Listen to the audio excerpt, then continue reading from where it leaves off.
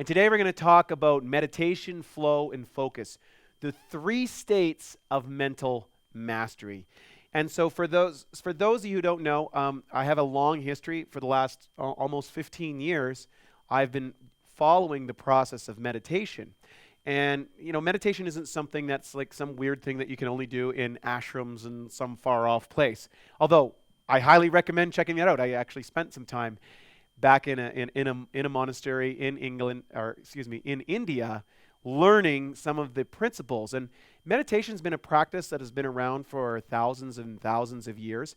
And it's basically about getting your consciousness or your brain, meditation, is about getting your brain and your physiology, or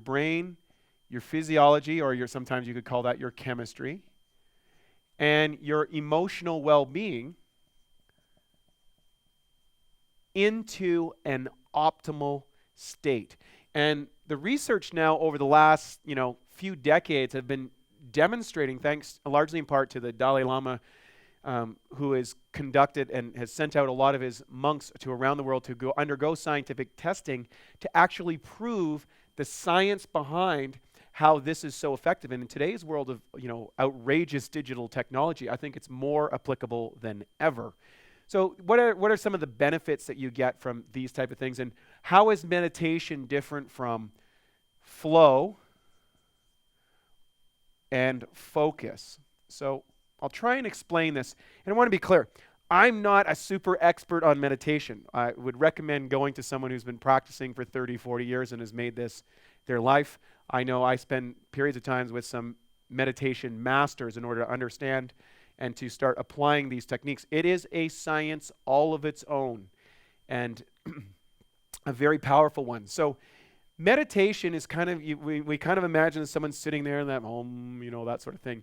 But what does that really mean? Well, first and foremost, it's about harmonizing these three things.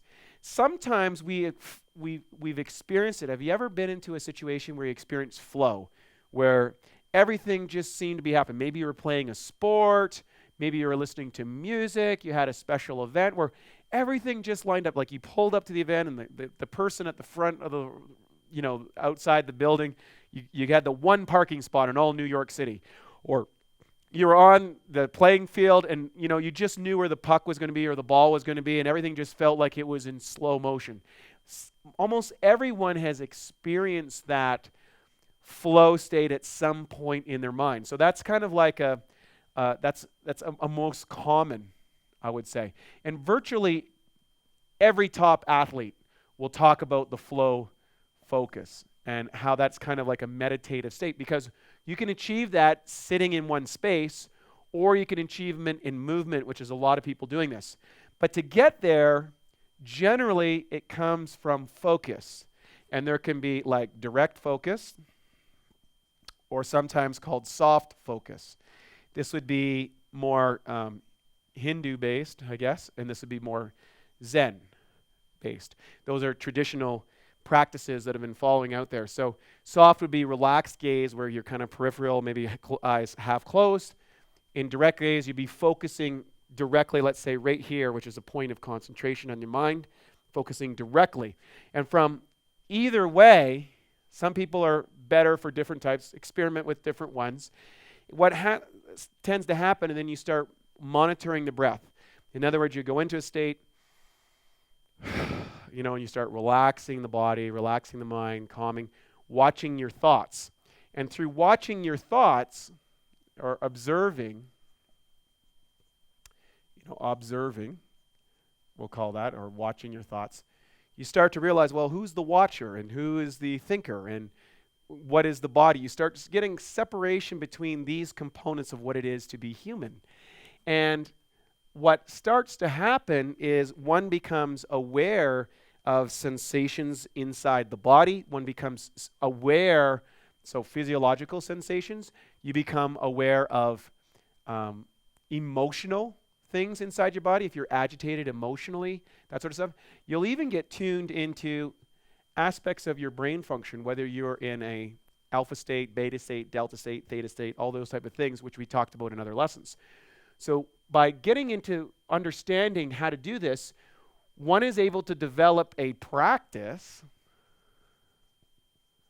that allows you get into flow. And you do this by starting with a focus, which is the process of meditation. So for example, what I typically do is I sit in a comfortable chair. Some people will see sitting on the ground, that sort of thing. I sit in a comfortable chair, get the spine erect. So if I'll turn sideways so you can see, just like this, so you get a nice little arch in the body, relax the body. Chin parallel to the floor, eyes focused here, and then I just begin watching the breath, taking breaths in, breaths out. Sometimes I'll do a few of the double exhales. We talked about rate in the very, very, very first, way long ago. Boy, you've come a long way. So these are kind of the things that you start in doing. And by doing it, what happens is you're going to, at first, most people are going, oh my God, I can't meditate because all I get is these thoughts. Well, that's not exactly true. You're actually becoming aware of the amount of thoughts floating through your head. And there's a researcher that says that 95% of the thoughts that we have are what I call repetitive thoughts. In other words, they just keep, that stuff that keeps going around your brain. Oh, I got to pay the bills. Oh, what are the kids doing? We got to get stuff like, most of the thoughts that we think of over here.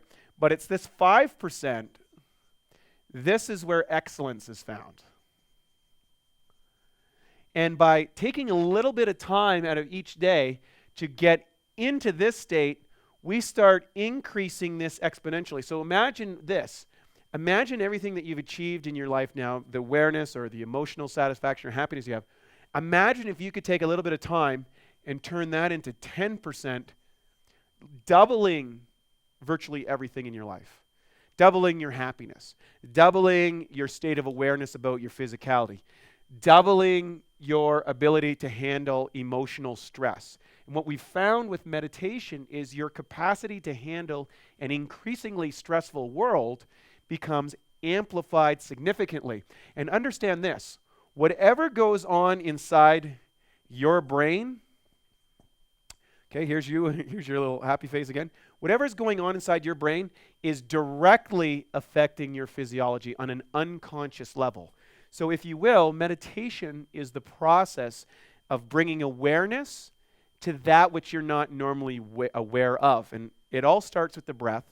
And the reason that a lot of people avoid this is because they first hit that first zone where they start, when they first start observing their thoughts or their feelings or their emotions, it seems erratic. And they don't stay with it long enough. The couple keys that you want to do is to set up a routine place. So if you're doing meditation, take a routine place. A little room in your house or a special little seat that you sit in. Sometimes people will, whatever your devotional faith, you'll put some devotional figures you want to focus on. If you're not religious, you're more of a Zen thing. They have a different way of doing it. That there's no anything. It's a soft gaze, maybe out in a peaceful setting, by a tree or that sort of thing. What happens is the routine place helps you get into state or into flow. If this is your regular seat, this is your regular thing that you sit in, and you start off just doing 5 minutes. 5 minutes a day. And we're going to have some basic meditations for you that are going to be available on the website. So you can go to Bioptimizer website, and we'll be showing you some practices and stuff that we've used and some of our colleagues have used to find the practice that's right for you, whether it's this style, soft style, or direct focus style. It doesn't matter. Whatever works for you. So you do that. The other thing is how to make it part of your life. You can also do this, for example, oftentimes if I'm sitting in a place where I've got to wait, you're at the doctor's office or you're in line up for someplace. I'll just sit down in my seat, close my eyes, and just start letting the tension go, watching the thoughts go, not trying to control them, and letting it go. And pretty soon you start to notice that you get calmer. Another great place to do it in, traffic. I know a lot of us are dealing with traffic. If you can get into a meditative state in traffic, it's really nice. So just, when you're all the chaos is all around you, just kind of sit there.